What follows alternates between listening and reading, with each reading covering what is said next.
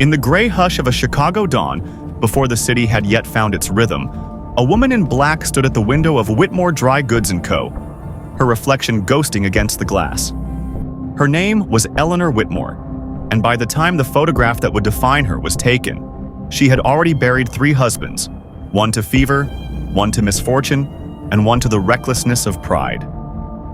They said her stare could freeze mercury, that her silence spoke louder than sermons. But behind the measured calm of that gaze, there was a lifetime, a story forged in loss, rebuilt by will, and tempered by the fire that once threatened to consume everything she had built. Eleanor was born Eleanor Hartwell in 1832, in a small Ohio town where winters bit like regret and men ran mills along frozen rivers. Her father was a merchant of modest means, a man who measured respect by how straight a ledger line was drawn. From him, Eleanor inherited an eye for numbers, an instinct for trade, and a quiet defiance toward the notion that a woman's worth was confined to lacework and tea. When her mother died of pneumonia, Eleanor was 12. She took over household duties and the bookkeeping of her father's store before most girls her age could write a full page without ink smudges.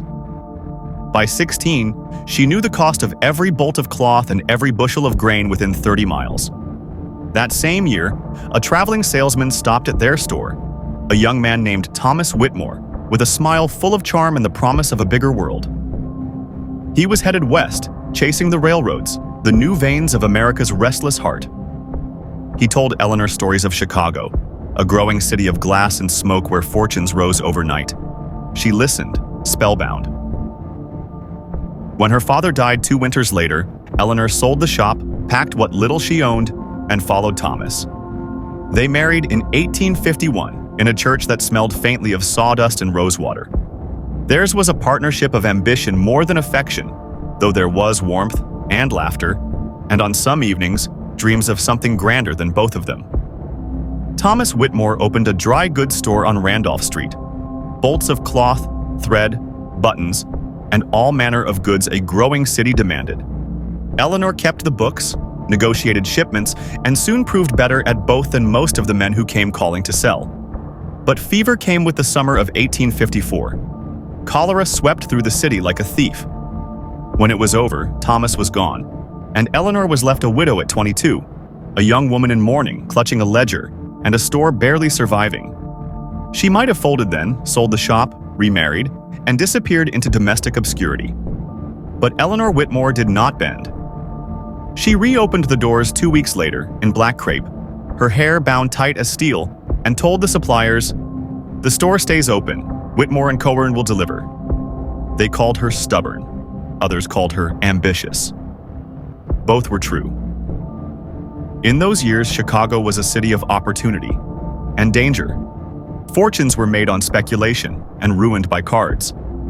And so entered Harlan Beckett, her second husband, a gambler with smooth talk and hands that never trembled, even when holding a losing hand. He promised Eleanor partnership, investment, and expansion. What he offered was risk disguised as charm. Their union lasted 3 years, and in that time, the store grew.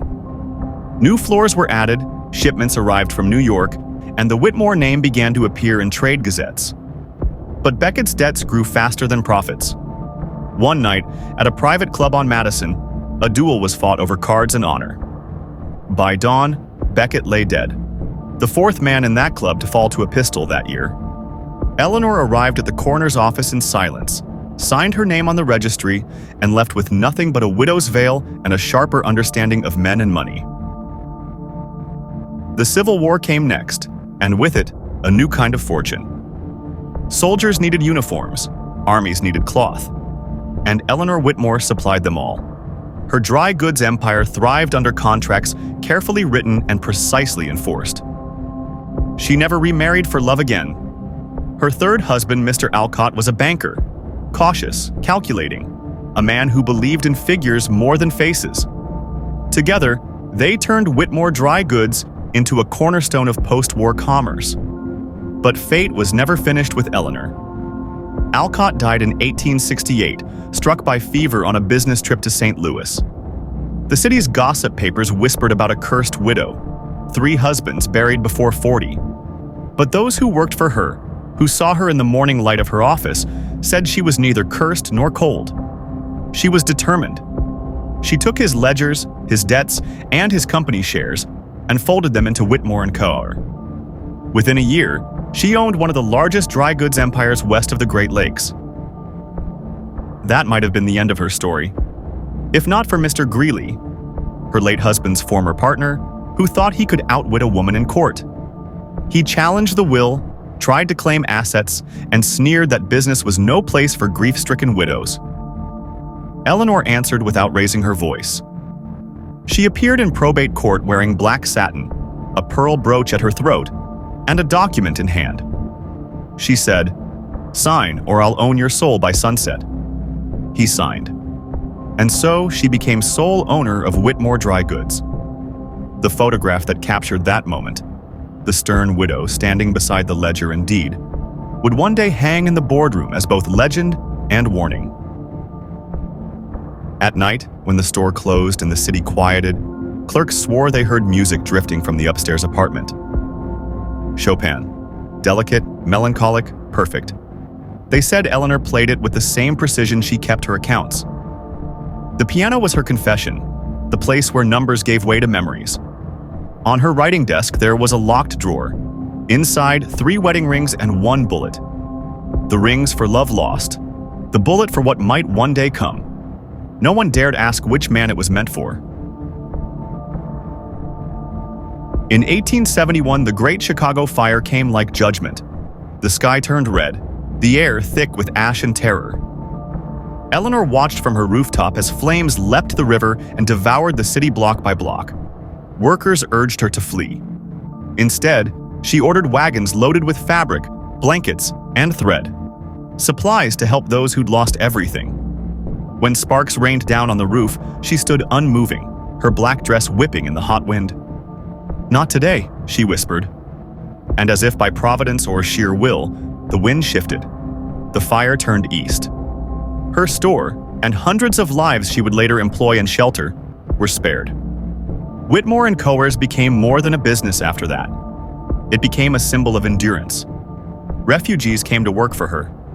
Widows, orphans, unwed mothers, all found employment within her walls. Eleanor taught them bookkeeping, dignity, and discipline. "You balance the books," she said, "and you balance life." By 1880, Eleanor Whitmore was both admired and feared. Men spoke her name in boardrooms with respect. Women whispered it with awe. She never remarried. Instead, she built schools, funded charities, and quietly bought properties across Chicago. Every December, anonymous donations arrived at orphanages and women's homes, always marked with a single word, "From Eleanor."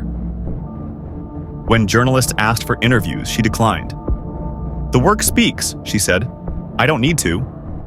But there were rumors of a young clerk she took under her wing, of a secret romance never acknowledged. Perhaps she loved him, perhaps not. What is certain is that he inherited her piano after her death and never married himself.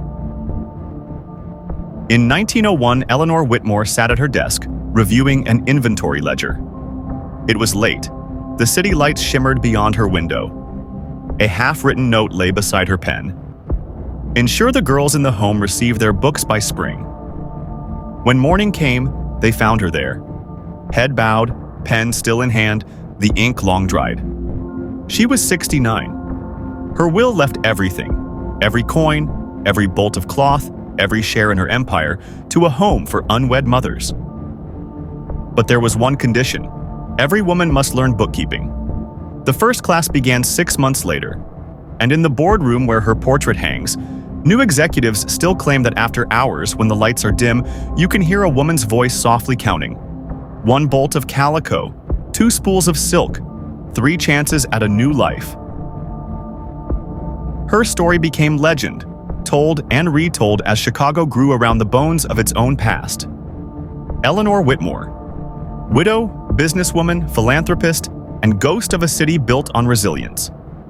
In the end, her empire was not the store or the ledgers, but the legacy of women she lifted. The generations who learned to count not just money, but their worth. And perhaps somewhere in that quiet space between fact and myth, you can still hear her, playing Chopin beneath the hum of electric light, balancing the books of the living and the dead with equal grace.